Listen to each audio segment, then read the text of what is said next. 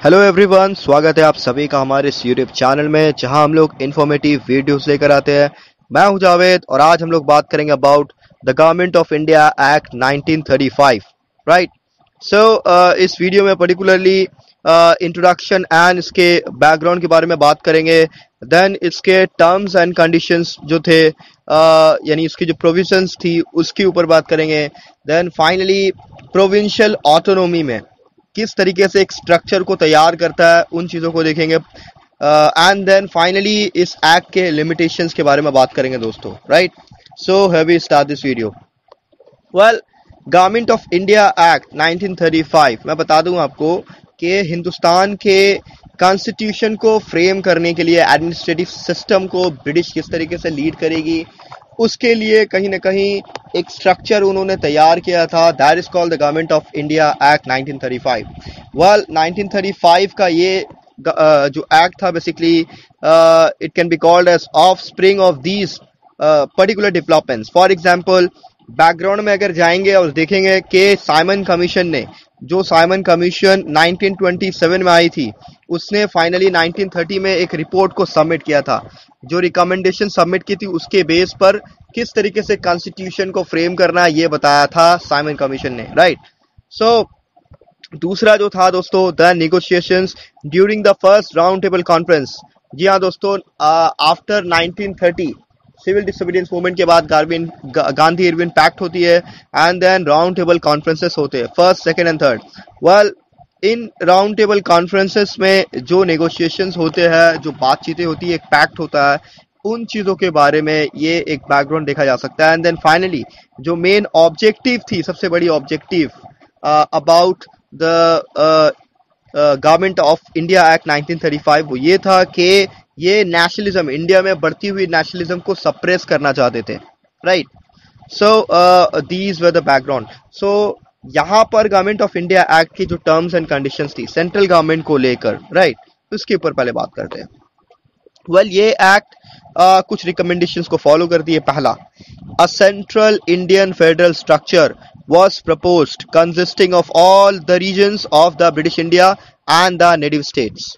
यहाँ दोस्तों, तो यहाँ सेंट्रल गवर्नमेंट और एक फेडरल गवर्नमेंट के बारे में, फेडरल स्ट्रक्चर के बारे में बात की गई। दूसरा, but the joining of the native states was made optional, ये एक ऑप्शनल था। दूसरा, there was the proposal for the formation of a bicameral legislature. जी हाँ दोस्तों, तो यहाँ बाई कैमरल लेजिस्लेचर कहने का मतलब है स्टेट में, यानी एक प्रोविंशियल गवर्नमेंट होगी, एक रीजनल गवर्नमेंट होगी एंड एक सेंट्रल गवर्नमेंट होगी, राइट।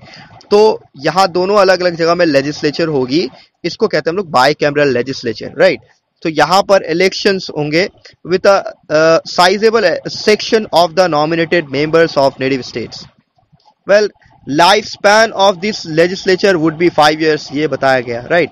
तो कुछ हद तक अगर देखा जाए, आज का जो हमारा पॉलिटिकल स्ट्रक्चर जो है, कहीं ना कहीं वो बहुत हद तक गवर्नमेंट ऑफ इंडिया एक्ट 1935 से मिलता जुलता है।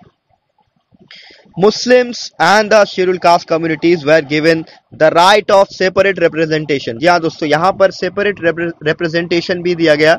अब कुछ स्कॉलर्स के नज़दीक ये मामला था कि ये हिंदू मुस्लिम पॉलिसी को चलाते हुए डिवाइड एंड रूल की पॉलिसी को एक्चुअली सामने रख रहे थे, लेकिन कुछ स्कॉलर्स के सामने ये भी था कि ये इन रिस्पेक्ट ऑफ डिस्क्रिमिनेशन ऐसा कोई मामला नहीं था। यहाँ पर डिस्क्रिमिनेटरी कोई फैक्टर है नहीं, क्योंकि ये यहाँ पर सोच रहे थे कि अलग अलग कम्युनिटीज को रिप्रेजेंटेशन देना, ये कहीं ना कहीं इनको प्रिविलेज देना, वो इक्वालिटी के ऊपर जो है बेस कर रहे थे। पर पता नहीं, ये एक मामला कंट्रोवर्शियल है। Well, so communities like Sikhs, Christians, European, Anglo Indians, तो जितने भी थे, इनको रिप्रेजेंटेशन के बारे में इनका जो सेपरेट रिप्रेजेंटेशन था for the right of vote and their own, तो इस बारे में प्रपोज किया गया वी पॉइंट को। वेल, चौथा जो था, the administration of this federal form of government was interested with a council of ministers headed by the governor general, right. The Governor General was empowered to form his ministry from the members of the legislature. Well, members of the Council of Ministers would be accountable to the legislature, and if the Governor General desired so, he could dispense with the services of the ministers. तो ये कोई नई बात नहीं है कि unlimited power governor general के हाथ में वेस्ट कर देना. गवर्नर जनरल जिस तरीके से भी चाहेंगे वो किसी भी चीज को लीड कर सकते हैं, अपॉइंट कर सकते हैं, डिसमिस कर सकते हैं. वेल ऐसा था. सो नंबर 5 पॉइंट जो है हमारा, the different branches of administration were divided into 2 categories. पहला जो रिजर्व कैटेगरी में आता था, दूसरा जो ट्रांसफर्ड कैटेगरी में आता था. पहला control of defence of the country, maintenance of law and order, foreign policy and religious issues would remain vested on the Governor General and his 3 principal advisors. Right? So Indian legislature was devoid of all power of these departments. Well, इसके अलावा अगर बात की जाए particularly तो departments of transferred list were also vested on the Governor General according to the recommendations of the Council of Ministers. इसके बाद जो पॉइंट है दोस्तों, the governor general was also empowered to ignore the recommendations of the council of ministers and the legislature also. Well last but not the least is the governor general would remain responsible to the British parliament for all his actions and decisions. तो ये कुछ उनके recommendations थे, provisions थे. Right. Well अब provincial autonomy क्या वो देखते हैं. इस एक्ट ने कुछ और भी रिकमेंडेशंस किया था प्रोविंशियल ऑटोनॉमी को लेकर. पहला, arrangements were made to establish autonomy in provinces. जैसे कि मैंने आपको बता दिया था कि provincial government के बारे में भी इन्होंने व्यू पॉइंट को प्रपोज किया था. दूसरा, it was also decided that the provincial governors, जो अलग अलग स्टेट में जो गवर्नर्स होंगे and not the governor general, would form a ministry and its members would be nominated from the members of the provincial legislature. Right. सो यहाँ पर हुए nominate हुए या फिर इलेक्टेड मेंबर्स जो थे वो प्रोविंशियल लेजिस्लेचर के द्वारा ही अपॉइंट किए जाएंगे. राइट. इसके बाद जो पॉइंट आता है दोस्तों, provincial governors were also empowered to look after important departments like the maintenance of law and order and religious issues.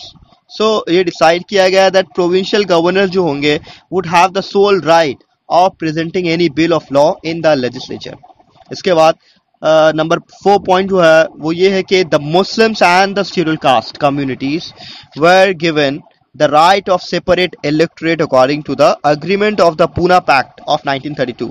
यहाँ दोस्तों मैं याद दिलाना चाहता हूँ आपको, Poona pact between Bhimrao Ambedkar and Gandhi ji, एक एक डिबेट भी हुआ था इनके बीच में regarding the rights and conditions of the Dalits. Well एक पैक्ट होता है दोनों के बीच में 1932 में, that is called Poona pact. उसके मतलब जो डिसाइड किया गया था उस हिसाब से यहाँ पर रिप्रेजेंटेशन के बारे में प्रपोज किया गया अभी को. वेल ये भी डिक्लेयर किया गया दैट ये जो एक्ट होगा would come into force on from 1 April 1937. Well अब यहाँ पर देखेंगे कुछ लिमिटेशंस भी थी. तो कहा जाता है कि कोई भी पॉलिटिकल पार्टी ने, किसी भी पॉलिटिकल पार्टी ने, इंडिया के पॉलिटिकल पार्टी ने इसको वेलकम नहीं किया था इस एक्ट को. कहा जाता है कि only 14% of the population of the British India had got the right of franchise. तो ये एक्सट्रीमली लिमिटेड था in a vast country like India. Governor general को एम्पावर किया गया विद एक्सेसिव पावर. राइट. तो ये कुछ उसके लिमिटेशंस थे. इसके अलावा देखा जा सकता है दोस्तों के proposed formation of the federal structure was left to the option of the native states, है ना. और इस तरीके से प्रोविंसेस में अलग अलग जो प्रोविंशियल ऑटोनॉमी जो होगी उसके लिए पूरा का पूरा स्ट्रक्चर कैसे डिसाइड करना है, तो ये कहीं ना कहीं प्रोविंशियल गवर्नमेंट नेटिव स्टेट्स के ऊपर ही छोड़ दिया गया. वेल इसके अलावा people of India were virtually deprived of actual self government. तो उनकी जो सेल्फ गवर्नमेंट थी वो उससे डिप्राइव हो गए, महरूम हो गए कहीं ना कहीं. So special powers given to governors made autonomy practically impossible था ये. Right. तो ये जो जिन्ना के लिए ये जो स्कीम था thoroughly rotten, यानी सड़ा हुआ, fundamentally bad and totally unacceptable. Jawaharlal Nehru branded this act as new charter of slavery. Muslim League criticized the federal scheme but supported the provincial self government. Right. So ये कुछ reactions रहा था वगैरह वगैरह. So till then अगर आपको video पसंद आया है so please like and subscribe. Thank you.